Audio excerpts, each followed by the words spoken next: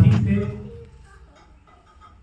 उनका तो लोकोत्तर कल्याण हुआ ही, लेकिन हम जो उनके अनुयायी हैं, भक्त हैं, हमारा बहुत बड़ा घाटा है। तो हम तो अपने घाटे का शोक मनाएंगे। भाई, हमने जो चीज खोई है उसको हम कैसे कह दें? उनका तो कल्याण हुआ है और उन्होंने इस जगत के कल्याण के साथ साथ अपना आत्म कल्याण किया है। आपको आचार्य यति वृषभ द्वारा रचित तिलोय परिणति ग्रंथ की एक गाथा बताता हूं, जिसमें आचार्य का लक्षण लिखा है। उसमें लिखा है, पंच महव्वय तुंगा तत्कालीय सपर समय सुधारा राणा गुणगण भरिया आयरिया मम पति दंतु। इसका अर्थ है कि जो 5 महाव्रतों से समुन्नत हैं और जो तत्कालीन स्वसमय और पर समय रूप श्रुत के ज्ञाता हैं और नाना गुण समूह से परिपूर्ण हैं, ऐसे आचार्य मुझ पर प्रसन्न हो। आचार्य के क्या गुण होने चाहिए और आचार्य कैसा होना चाहिए, इसका कोई वर्तमान में एक कोई सर्वोत्कृष्ट यदि उदाहरण है या उदाहरण थे तो वो थे हमारे परम पूज्य आचार्य विद्यासागर महाराज। कोई भी परंपरा हो, चाहे जैन चाहे अजैन, मैंने इसमें कहा स्वपर समय के ज्ञाता, माने आचार्य सिर्फ अपनी परंपरा का ज्ञाता नहीं होता है, वो भारत की सभी परंपराओं को समझते हैं, सारी समस्याओं को समझते हैं और ऐसी स्थिति में धर्म, दर्शन, तीर्थ और चतुर्विध संघ का कैसे संरक्षण करना चाहिए, उनका कैसे संवर्धन करना चाहिए, इसका अपने विवेक पूर्वक निर्णय करते हैं। जब 18 फरवरी को ये सूचना पूरे देश विदेश में व्याप्त हुई तो ऐसा लगा जैसे काल थम गया। किसी को विश्वास ही नहीं हो रहा। लोग सुन के भी कह रहे थे हो सकता है खबर झूठी हो, क्योंकि हृदय से किसी को ये बात स्वीकृत ही नहीं हो रही थी कि हमारे आचार्य प्रवर अब समाधि में लीन हो गए। लेकिन मैं आपको एक बात बताना चाहता हूं कि आचार्य श्री का जो महान व्यक्तित्व था, आपने उनके अनेक गुणों को सुना यहाँ पर और प्रायः बहुत उसकी चर्चा हो रही है, लेकिन मैं एक दूसरे पक्ष का दर्शन आपको कराना चाहता हूँ। हमारे जो आचार्य होते हैं, मैं उन्हें आचार्य मानता हूं देश की सत्ता जिनके सम्मुख नतमस्तक होने को तरसे। वो किसी से मिलना नहीं चाहते, लेकिन लोग तरसते थे, चाहे नेता हो, चाहे अभिनेता हो, चाहे मंत्री हो, चाहे प्रधानमंत्री हो, कि वो हमको थोड़ा समय दे दें, मुझे थोड़ा दर्शन दे दें। पूरे दिगंबर जैन समाज के इतिहास में ये पहली घटना है कि किसी दिगंबर आचार्य की समाधि हुई हो और देश के प्रधानमंत्री ने उनकी विनयाञ्जलि में एक लेख लिखा हो और सारे देश के बड़े मीडिया ने उसको प्रकाशित।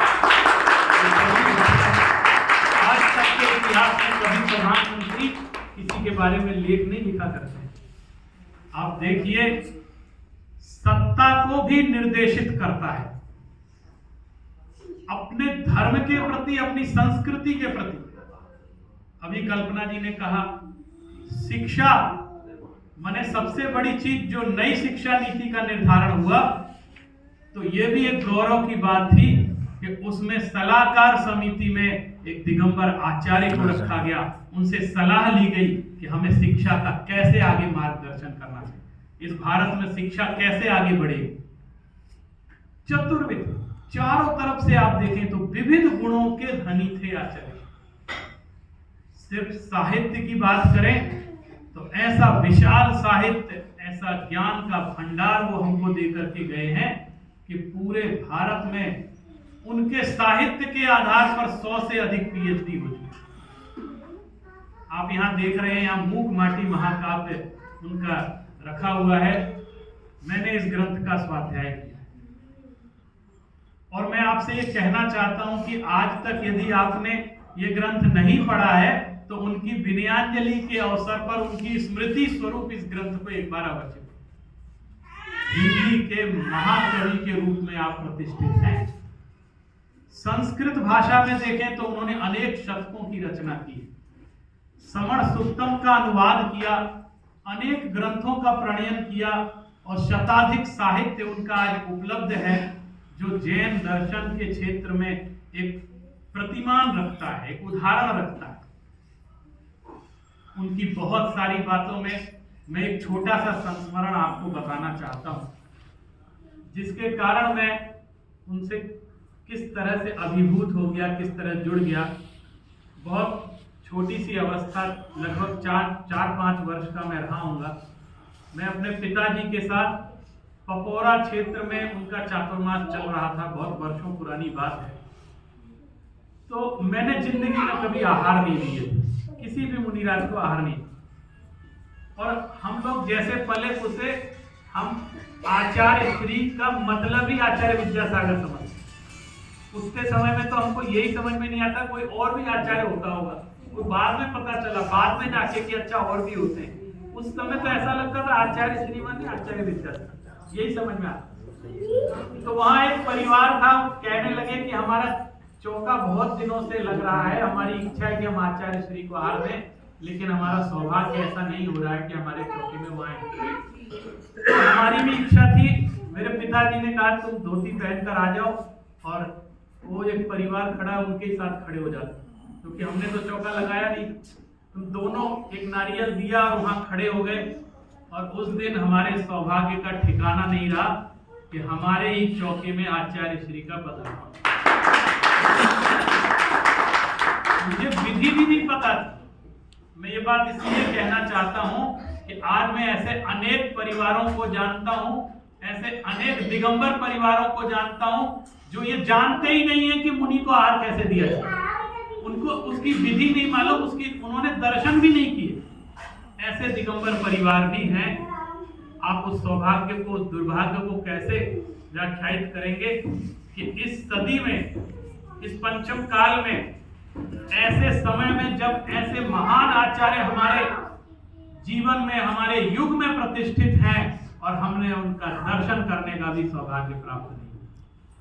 जब कोई चला जाता है तो उसकी कीमत का पता चलता है। जब मैंने आचार्य श्री का पढ़गान किया तो लोगों ने सिखाया कि अत्रो अत्रो बोला जाता है, तिष्ठो तिष्ठो बोला जाता है। तो मुझसे बोलते नहीं बनता था, संस्कृत थी। तो मैंने कहा अत्तो अत्तो तिष्ठो तिष्ठो, मेरे मुंह से जैसा निकला। तो कई लोग टोकने लगे, जो ब्रह्मचारी लोग होते हैं, उन्होंने कहा नहीं ऐसे नहीं बोलना, ऐसे नहीं बोल। तो मुझे ध्यान है आचार्य श्री ने उन्हें चुप करा दिया, इसको बोल लें। और पढ़गान हुआ, उसके बाद आचार्य श्री ने कहा कि वो गलत नहीं बोल रहा था, वो प्राकृत में बोल रहा था।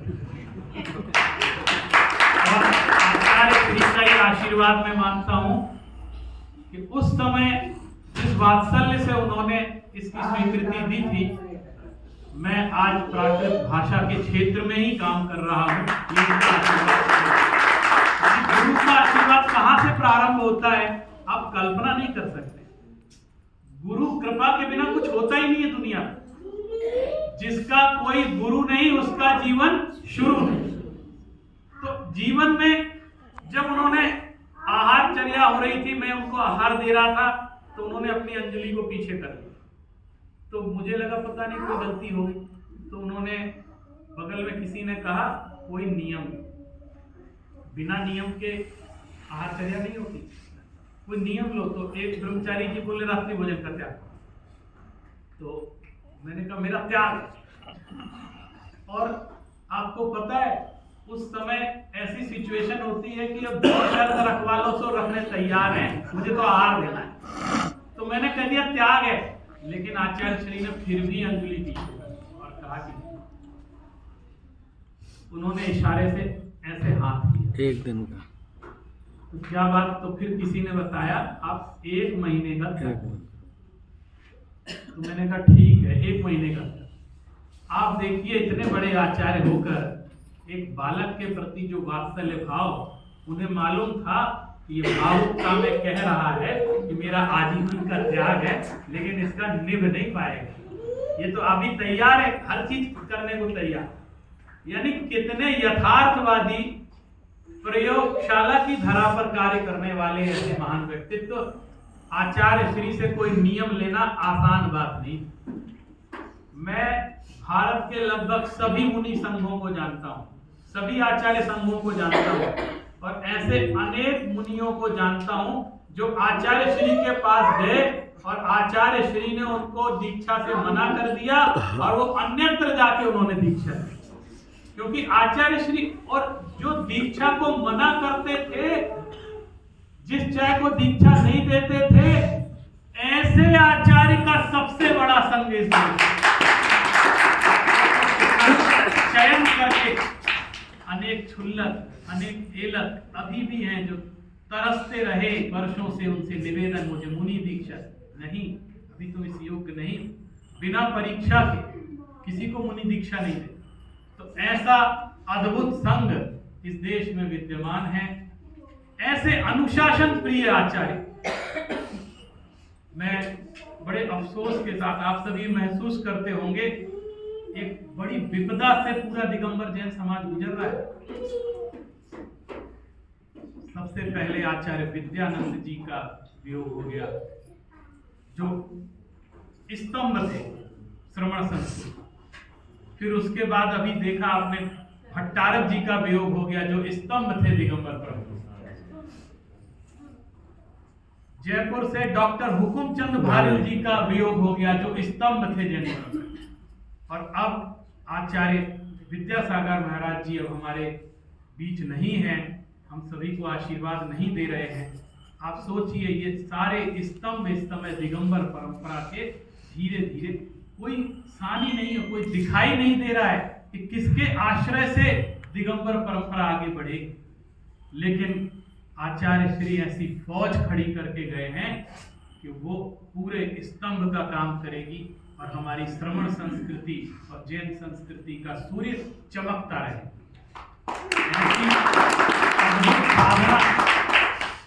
आप देखिए उनके व्यक्तित्व का दर्शन। एक गंज बासोदा जगह है, वहां एक कार्यक्रम था और मुख्यमंत्री आने वाले थे और उन्होंने एक विद्वत संगोष्ठी बुलाई थी, 8-10 विद्वान आए थे और हम मंच पर बैठे थे। और उस समय ये हुआ कि मुख्यमंत्री भी आना है, उनका भी भाषण होना है, आचार्य श्री का भी उद्बोधन प्रवचन होना है और समय नहीं है। तो संयोजक महोदय ने कहा किसी एक ही व्यक्ति का व्याख्यान हो सकता है, वो भी 5 मिनट, और कोई नहीं बोलेगा, दोपहर में सबको बोलना है। और उस दिन भी मेरा सौभाग्य जागृत हुआ। संयोजक महोदय ने कहा 5 मिनट सिर्फ आप बोलेंगे और कोई नहीं।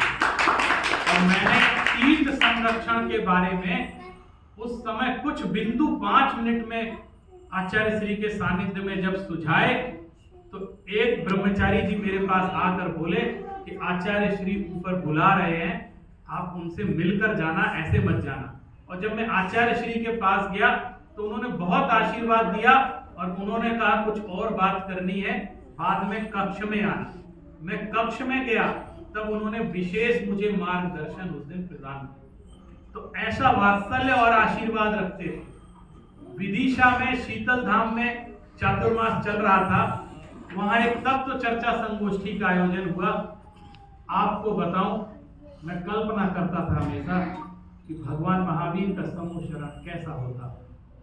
मैं सोचता था शास्त्र पढ़ के कि कैसे लोग परकोटे में कोटे में बैठते होंगे, कैसे श्रावक श्राविका बैठते होंगे, कैसे आरिकाएं बैठती होंगी, कैसे मुनि बैठते होंगे। शास्त्रों में पढ़ कर कल्पनाएं करते थे। वहां का अद्भुत नियम, एक हॉल में आचार्य श्री सुबह 4 बजे सबको बुलाए, प्रातः काल 4 बजे।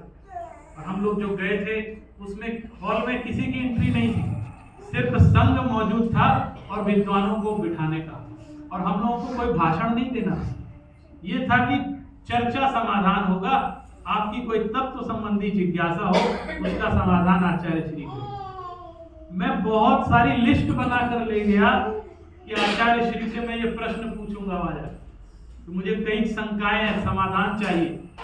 और आपको आश्चर्य होगा, वो 4 बजे जब मैंने ऐसा समूह शरण देखा, आचार्य श्री विराजमान हैं, चारों तरफ मुनिराज विराजमान हैं, इधर आरिकाएं विराजमान हैं, इधर ब्रह्मचारी गण हैं, विद्वान बैठे हैं, मैं सारी शंकाएं उनके दर्शन करते ही भूले। मैंने एक भी जिज्ञासा उनके सामने नहीं रखी। क्या पूछना है? जिनका जीवन, जिनका संयम, जिनका आचरण स्वयं प्रवचन स्वरूप है, वो कुछ ना कहें तो भी प्रवचन होते हैं। लोग उनके जीवन से ही सब कुछ सीख लेते हैं, उनको क्या शंका करें? मैंने ये इतने ज्यादा अभिभूत हो गए। उस समय मैंने देखा कि भगवान महावीर के समय भी ऐसे ही समूह शरण लगता होगा, ऐसे ही आचार्य प्रवर महावीर तीर्थंकर भी विराजमान होते होंगे। तो ये सब मेरे बहुत सारे अनुभव हैं, मैं सारे अनुभव सुनाऊंगा तो बहुत समय हो जाएगा, लेकिन मैं उनका एक छंद आपको बताना चाहता हूं। अभी हिंदी साहित्य की चर्चा हो रही थी, आचार्य श्री ने जापानी विधा में हाइकू लिखा जाता है, और उस हाइकू के आधार पर उन्होंने 500 से अधिक रचनाएं लिखी। एक बार अनायास ही मैं इंटरनेट पर चेक कर रहा था, तो मैंने देखा इतने सारे हाइकू, वो भी आचार्य श्री के द्वारा प्रणीत। और मैं 1-2 हाइकू आपको उनका बताता हूं, तो आप खुद जाके सर्च करके पढ़ना शुरू कर देंगे। उस हाइकू के अंदर कितना अधिक आध्यात्मिक सौंदर्य है, आपको बताता हूं। आपने देहाती शब्द सुना हो?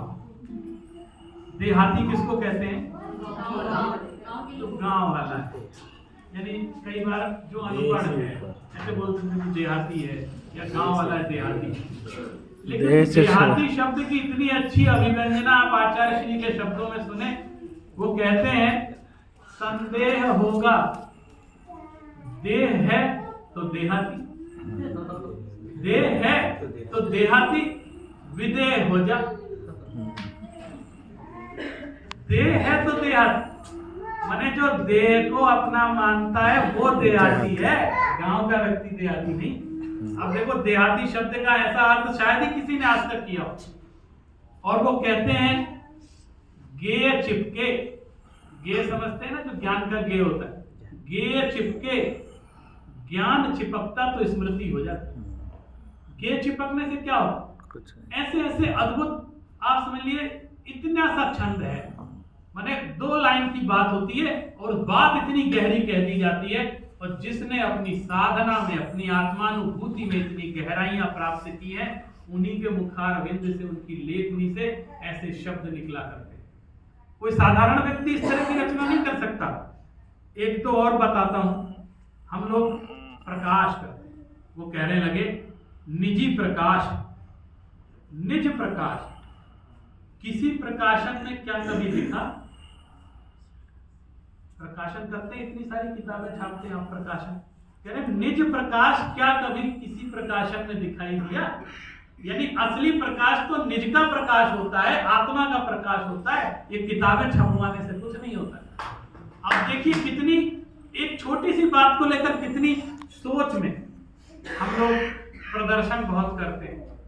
तो उन्होंने प्रदर्शन पर करारा व्यंग्य किया, कहते हैं प्रदर्शन तो उथला दर्शन, प्रदर्शन तो उथला है और दर्शन वो है जो गहराता है, दर्शन वो कहलाता है जो गहराई में ले जाता है। इस तरह उन्होंने अनेक, एक बार कहते हैं मोक्ष मार्ग तो भीतर अधिक है बाहर कम। हम लोग आलोचना करते हैं, आलोचना करना बहुत आसान होता है, जीवन जीना बहुत कठिन होता है। अभी मान लीजिए विनयांजलि सभा का आयोजन, तमाम तरह ऐसा क्यों नहीं किया, वैसा क्यों नहीं किया, करके दिखाओ तब जाने। जो करता है वो जानता है, लेकिन करना नहीं है, मुंह चलाना है। आज देश में हमारे इतने व्हाट्सएप वीर आ गए हैं, जैसे बंदर के हाथ में उस्तरा लग जाता है ना, तो क्या करता है, जिस चाय को काट देता है।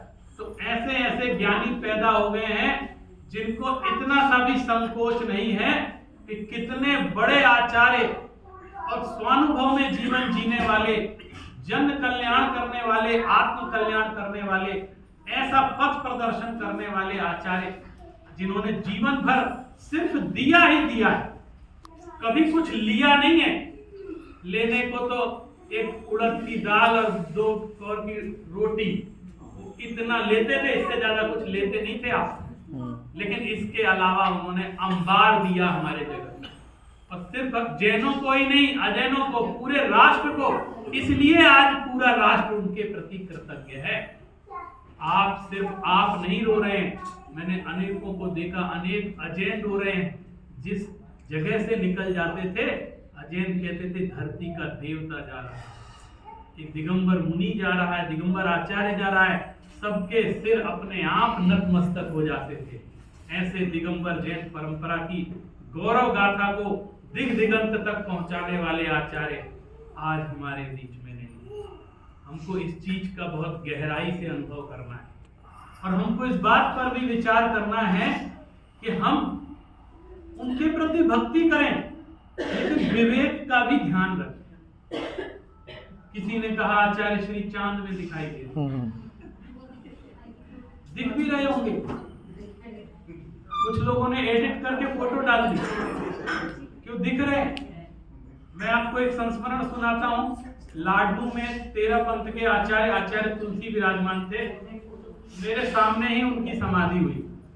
सारे 13 पंथियों ने हल्ला मचाया कि चांद में आचार्य तुलसी दिख रहे। सबने देखा, मैंने भी देखा, मुझे नहीं दिखे, लेकिन 13 पंथियों को, क्योंकि जिनके यहाँ आचार्य श्री थे उनको ही चांद में आचार्य श्री दिख रहे। लेकिन थोड़ा सा हमको शास्त्र के अनुसार भी विचार करें कि चांद में जो देव होते हैं वो बहुत नीचे स्तर के देव नहीं होते हैं। इसलिए कभी भक्ति के अतिरेक में ऐसा कार्य ना करें कि उनके व्यक्तित्व का अवमूल्यन हो जाए। इसलिए भी हमको बहुत सावधानी से अपनी बात कहनी और सुननी चाहिए, और किसी भी चीज पर ऐसे विश्वास नहीं कर देना चाहिए। और हम हर चीज पे ये देखें कि हमारे गुरु, उनका गौरव बढ़े, ऐसी चर्चा करें, उनका गौरव घटे, इस तरह की बात कदापि ना करें। इस प्रकार मैंने देखा कि आचार्य श्री का जीवन जैसा था, खुला आकाश की तरह निस्संग है, निर्लेप हैं जो आकाश से, जो हमेशा अपने अनुभव में रहने वाले हैं, और जिनके सामने सिंहादि पशु भी अपनी क्रूरता भूल जाते हैं। ऐसे दिव्य गुरुओं की शूरता के बारे में हम क्या कहें। हम सिर्फ अपनी भावांजलि अर्पित करके कामना करते हैं कि शीघ्र ही वे मुक्ति को प्राप्त हों, और हम सभी को भी मोक्ष मार्ग का प्रदर्शन करते रहें। इसी भावना के साथ बोलिए आचार्य विद्यासागर महाराज की जय।